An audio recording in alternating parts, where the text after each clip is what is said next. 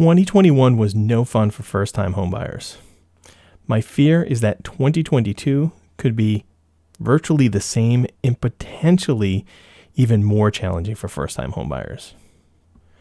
Now, please understand, I am just the messenger here. I do not wish this upon anyone. It is just simply a function of the world in which we are living right now, where we have incredible demand in just very, very, very low supply. So what happened in the spring of 2021, specifically for first-time homebuyers, is that they got priced out pretty much on every single property that they were interested in. I'm sure there were some wins out there. In fact, I had some wins with some of my clients, but the vast majority of the first-time homebuyers simply could not compete in that market. So they all essentially did the same thing. And by July, they had said, forget this. We just can't be competitive in this market. And a lot of them just kind of threw their hands up in the air and said, you know what, we'll deal with this in 2022. Maybe things will change. So the vast majority of them during July, August, and September, they signed on for another 1-year lease.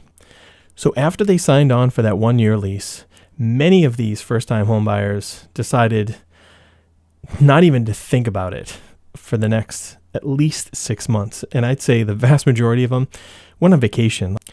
I don't know if you went on vacation in the summer of 2021. We did, and there were people everywhere. So I suspect most of the people that had the means and maybe they had a down payment saved and they said, oh, forget it. Let's just spend some of that money and go enjoy a nice vacation. And I don't blame them for it. I mean, it was one of the rare opportunities that we had in 2021 to actually go do something like that. So I get it. I totally get it.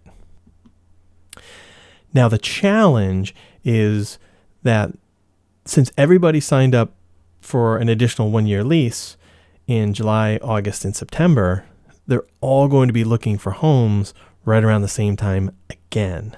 So in February, March, and April, you're going to see a huge spike in buyer demand. Again, I'm in Boston, but I suspect across the country, we're going to see similar trends. So in addition to a bunch of people that got priced out in 2021 in the really hot spring market, you're also going to have a large number of, I believe, investors that are going to be pouring into the market once again for a couple of reasons. One is you've got the inflation, which continues to run hot. So they're looking to make investments into assets that will be a good hedge against inflation, which of course real estate is. In addition to that, the Fed has announced that they're going to likely have 3 rate increases over the course of 2022. So a lot of people are going to be out shopping for real estate just to see if they can lock in on the low interest rates and take advantage of those historic lows. So between the people that were priced out in 2021, the additional investors that are pouring into the market, and just the general spring market as it is, which is typically a very busy time of year, and you combine all of that with this historic low supply and the fact that there's just not enough homes out there available for sale, and I can't imagine that it's going to be anything other than something similar to what we saw in 2021, and potentially even crazier. Spring of 2021 was absolutely insane. So it's going to be interesting to see. But here's the thing. For first-time home buyers in particular, they now have some experience in the spring market of 2021. So they're, I think, becoming better prepared to be competitive in the market. So what I have pulled up here is an article from Realtor.com that talks about some of the things that first-time home buyers are doing to make themselves more attractive to sellers. And we're going to get into that in just a moment. But if you are new here, welcome. My name is Brian. I'm a realtor here in the Boston market. And on this channel, we cover all things real estate. If you do enjoy content like this, I just kindly ask that you smash that like button and also hit the subscribe button to be notified of additional videos. With that out of the way, let's get into it.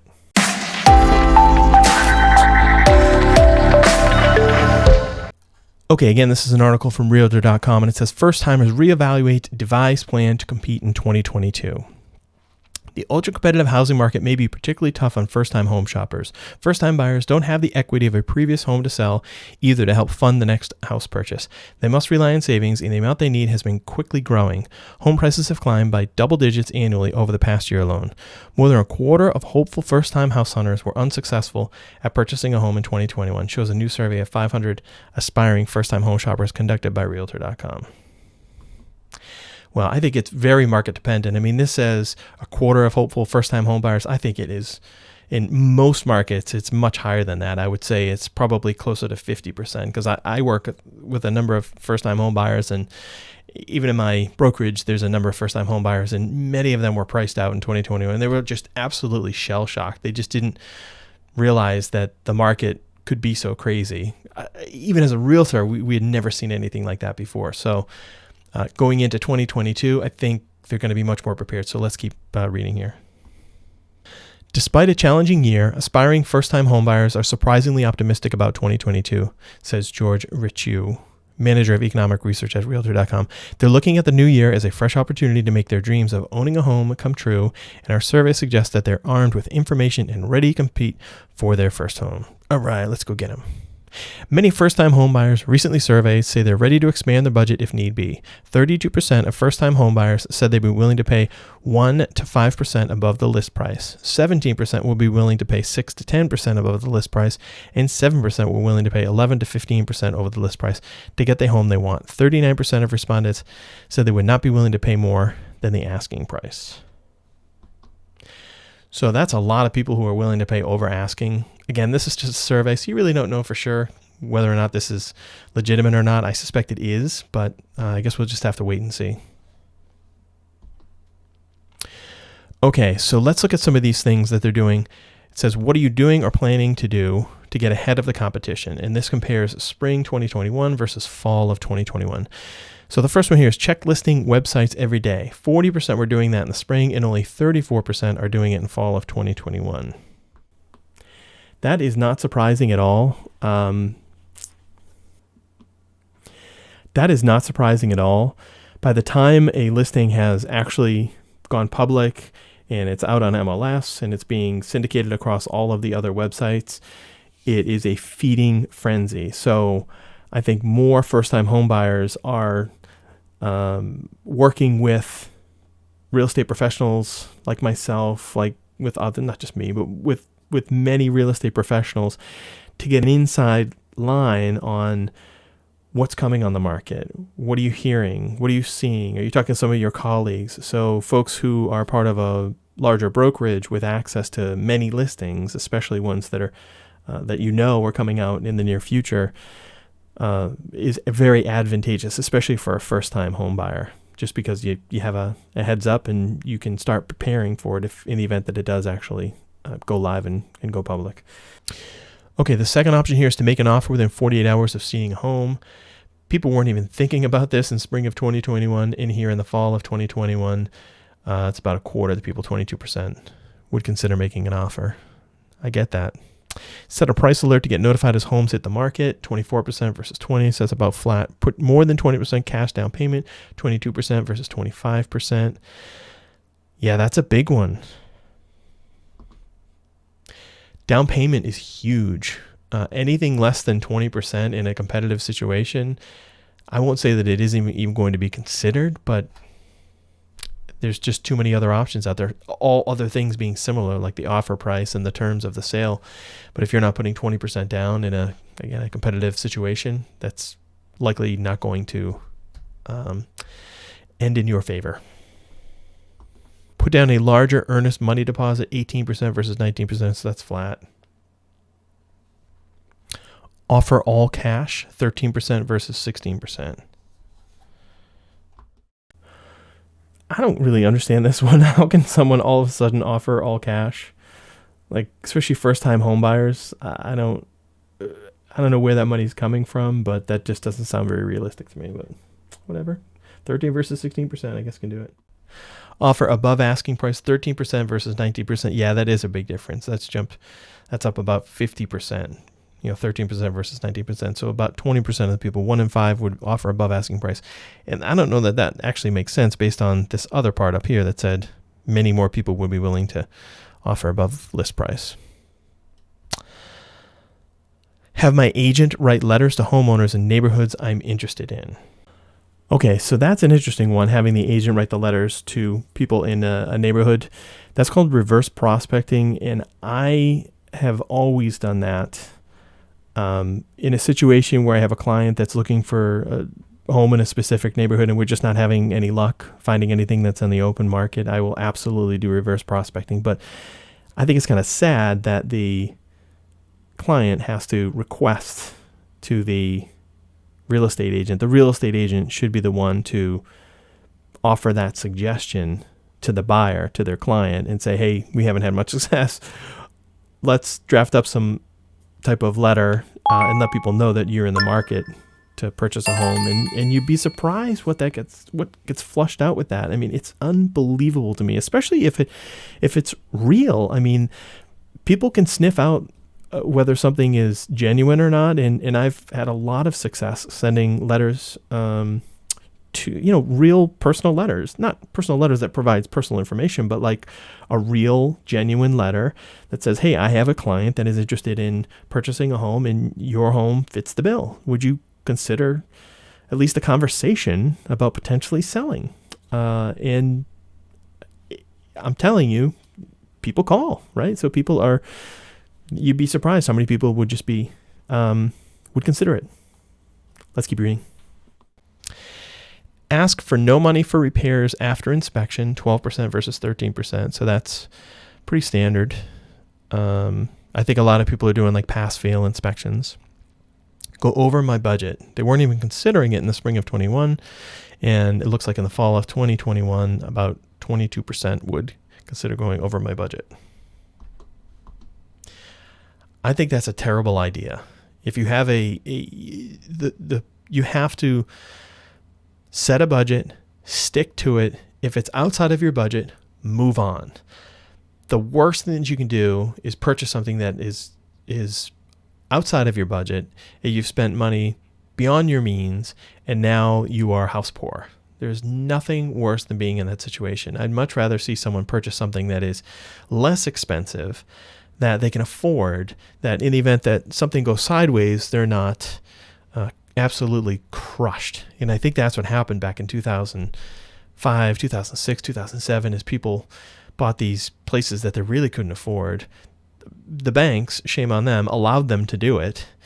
And eventually it all unraveled when people couldn't afford the payments, and these mortgages, it was just all bad paper. Not all bad paper, but a lot of bad paper where people just had stated income loans, and there were all kinds of shenanigans going on. Now, none of that exists today. It is so different today. The underwriting standards are crazy strict, like really, really strict. So you just don't have that anymore. The people that are buying homes now, that are taking out mortgages, those people are very well qualified, and the odds of them defaulting on the loan isn't zero. Of course, you're going to have some situations where it's, could potentially happen, but the vast majority of the loans, the mortgages originated today, are all very, very strong qualified buyers.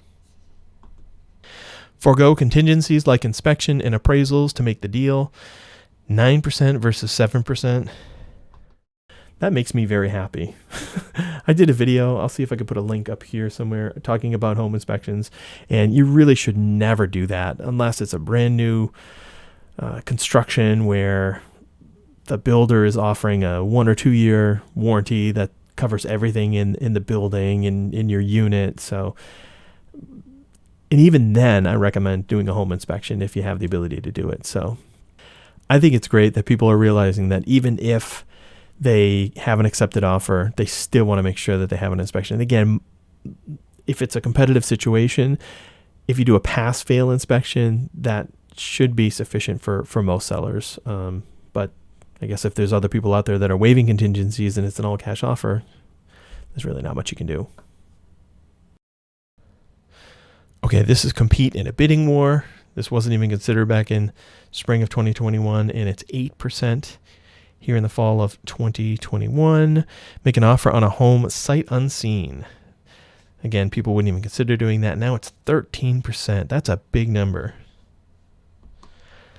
fact, I'm working with a client right now who's relocating to the area, and we've done everything over the phone and via video calls. I've actually done like custom videos for them, and I've done virtual walkthroughs of places and provided some commentary on what I'm seeing and smelling in some instances if it happens to have a distinct odor.